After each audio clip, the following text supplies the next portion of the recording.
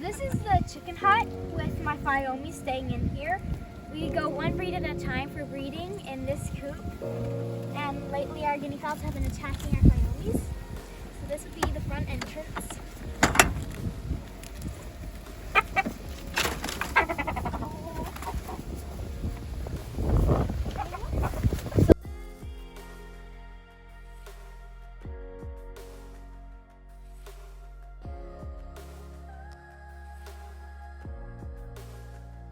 This is an access door for food and water.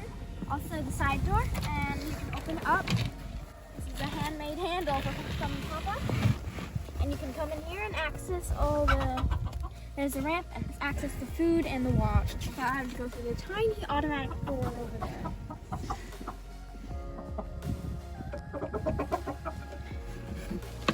Around the back there's an automatic door for when we're away. And so the chickens can go in and it will close when it gets dark. So they can go in and out, and then they can go up back into the main building for the night. So inside the coop's walls, it's insulated. We have put foam insulation inside of horse feed bags and then put boards on either side of them to keep it in and stop the Fiomis from basically eating it. So we've got a skylight up here on the coop. And over here, we have ventilation through the roof for when summer, when it gets really hot, the air can escape and the cool air can come in. With the skylight, we can also see inside to see who is on the roofs at the moment.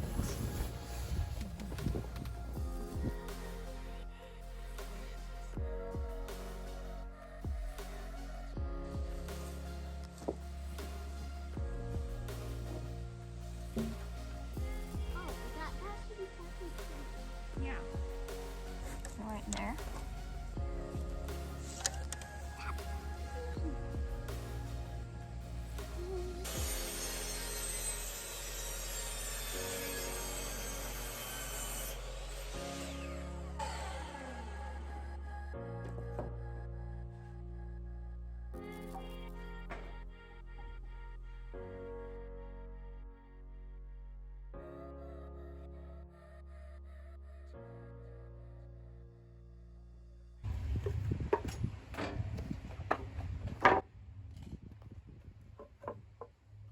For this build, I recruited the help of my neighbours Dot and Tammy.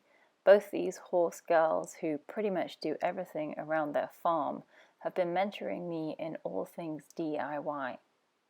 For the chicken hut or mini coop I wanted to put together for Summer's expanding flock, I had found some plans online, and the goal was to get as close to it as possible. However, if you've been following our channel for a while, you will know that our farm DIY projects usually involve whatever lumber I can salvage or scrap together, and so we had to modify things as we went along to make it work. The 2x4s I reclaimed from a partition wall in the stable, and the 4x4 posts we used to make the base were salvaged electricity poles. We also salvaged some lumber from crates and pallets that we found in a burn pile outside a local machinery store. The base of the coop measures 3 foot by 4 foot, and the height of the frame without the roof is also 4 foot tall.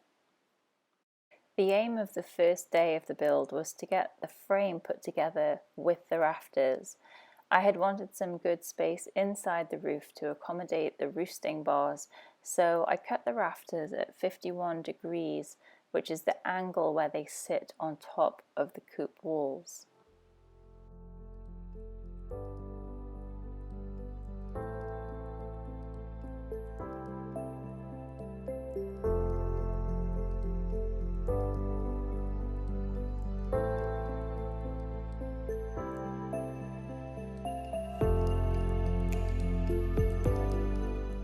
This template you're seeing here is a great hack for tying your roof together without having to do any complicated math. You basically cut your 2x4 to the right length and then trace around the end, and once it's lined up with the angle of the roof, you cut out the area where the 2x4 joist needs to sit. On to day 2 of the build, I had pulled together some scraps of hardware cloth to fix as a screen to the lower portion of the coop. Because we see both extremes of the climate here in Missouri, the space underneath the coop will provide shade in summer and shelter in winter, and it's also a place I can put the chickens if I need to contain them, for example in the case of predator pressure or even for breeding. So I'm gonna go there. Hardware cloth is not kind to your hands, so I recommend wearing gloves when working with it. The plumbing strapping that you see here for fixing the screen to the frame was Dot's experience talking. It's a great way to fasten the hardware cloth to the frame. After all, the coop does need to be predator proof, and a staple gun wasn't going to hold up to that job.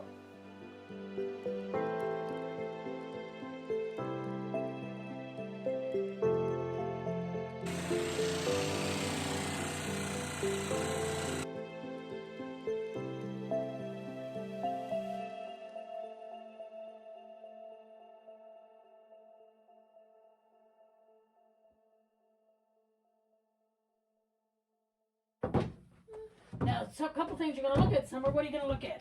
Yep, how snug it goes there. And turn it around. Let's see if it goes any snugger there.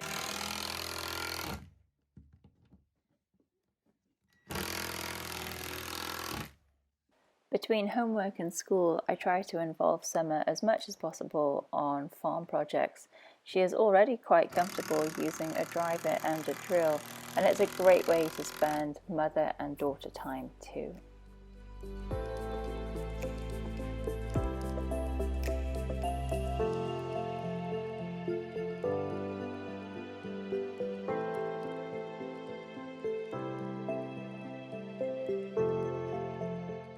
The last task for day 2 was to finish putting in the gable ends and also leaving space and building the frames where the doors and openings would go. At this point, the coop was starting to get rather heavy, so Dot moved it up onto her trailer, and the next day we were able to get together. We actually moved it back to the farm. Now, I took these pieces off and changed them out. So it looks more finished. What were those pieces from? They were on each side, but they were flush with this. Right. So I made them not flushed. I made them so that when we put a board, that's flush. Okay. Do you understand what I'm saying now? Yeah. So I made them like that. I took the others off and put that on. Okay, so what do we got to do now? Well, we can, you can put the doors on, or we can just take everything with us. What we need to do is get it ready for when you get it over there. Okay. That all you have to do then is attach boards and you're done. And we'll cut the other tin and have it ready. Okay. And all you gotta do is put the tin on if you want the tin done like that. Okay. So were you thinking that we actually just get the pieces ready and take it over there? We sure could. Because we're not gonna want to put any of this on Right, before we... till after we unload it, because you won't be able to lift it. Yeah, okay. You understand what I mean?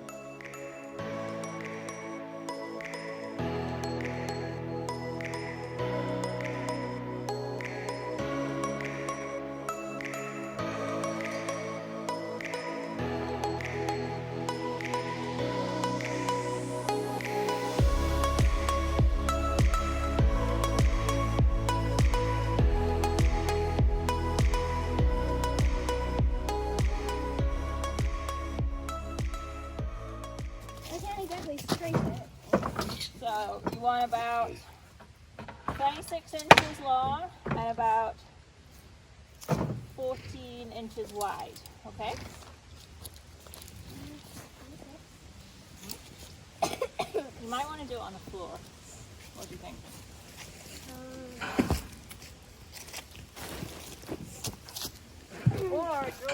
Or draw around the bag. True. That's a very good idea. But if I draw around the bag, it'll be bigger. Yeah, well, then you know that you have to. Unless you just pick up the edge. you might maybe make it slightly narrower.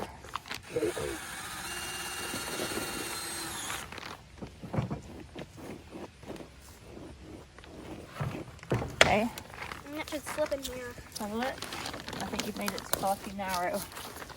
Actually, it looks far too narrow, but it isn't far too narrow. Or maybe it is. I'd say about there. So what's going on at the moment is Summer is making insulation for the chicken coop, and she's cutting out some scrap foam that we had. She's sliding it inside feed bags, which we're going to sandwich between two walls. And then over here, we've got some old laminate flooring that we're cutting to length for the inside, and then we're putting the composite decking board that was spare left over. That's going to go on the outside wall. So we're going to create a double wall with insulation in the middle to helpfully regulate the temperature during the winter.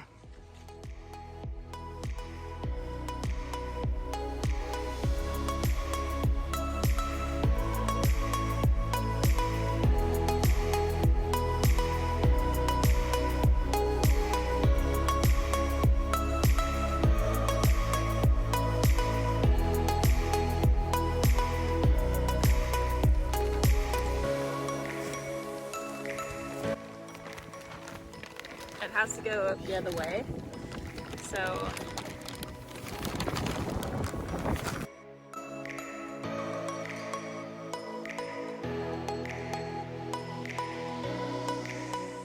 my thinking behind this DIY insulation was to leave the bag open at one end and to have the open end face down in case of any moisture or condensation build up inside the bags. Then at least it could run down and escape without causing mold, and to also allow for air circulation in the foam which we were using.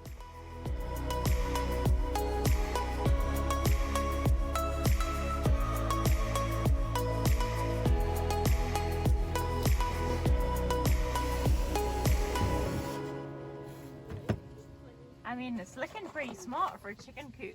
It is. It really is turning out better than, yeah.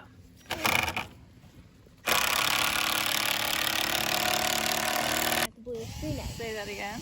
So since we're gonna have 3 coops, I thought maybe we could paint them the 3 colors of the egg on my shirt or my jumper. So we have pink, we have yellow, and we have green. So we're gonna put it up here, and you're gonna see where you're gonna fasten it to. Okay. Is this board. Can you see behind you? Right like that. Okay. Like that, but So in the shouldn't middle. it be the other way No, around? in the middle here. See? Let's pull it down. Pull it down. You're gonna attach it to there.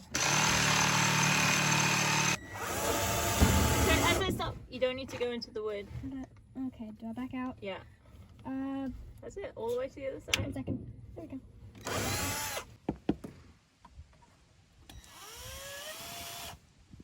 I need. Nose in. What are you doing?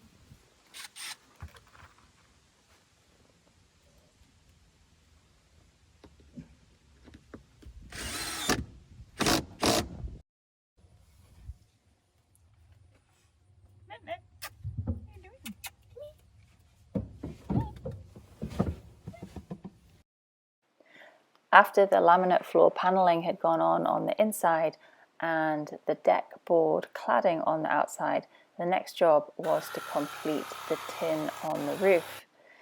Here Dot is using a tool called a nibbler, which is great for cutting tin if you don't want to do it by hand. And we are using our Okmo power station here, which is a chargeable battery, and it's portable, which means that you can keep your wired tools going on the go. The only thing I will say about cutting tin is that you must have a magnet to pick up the scraps that fall to the ground, especially if you're going to have animals free ranging in that area. We pieced the roof together out of scrap pieces of tin left over from other jobs, and then Dot had fashioned some bespoke coop doors in the farmhouse style, which we just attached with 2 small gate hinges.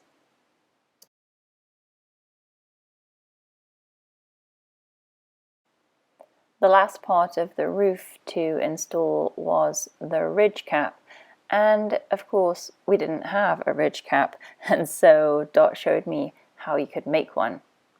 Just a little off so that it doesn't, so it looks a little neater, but pretty much this is pretty easy to do. I didn't get you the 2x4. That's fine, I don't think I'm gonna need it. I'm gonna show you a trick.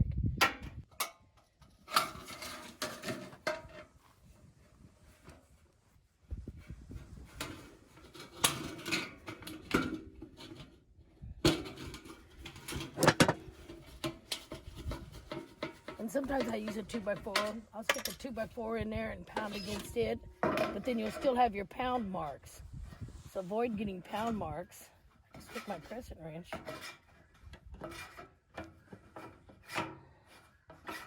And you'll see I'll end up with a nice little smooth. Yeah. So I'm going to do the same thing on this side.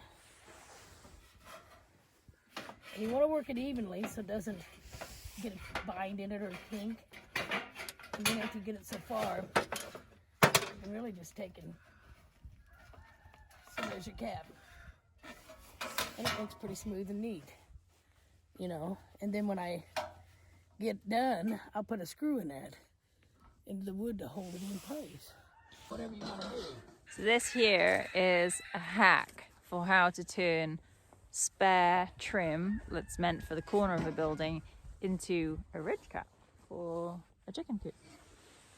Projects always take longer than you have in mind, but I was so pleased with the build once it was finished. We'll probably paint it this summer to make it match our main coop, but functionality wise, this little coop has done its job, and we were able to relocate the Fyomi hens and rooster in time to train them to the new accommodation before the winter arrived.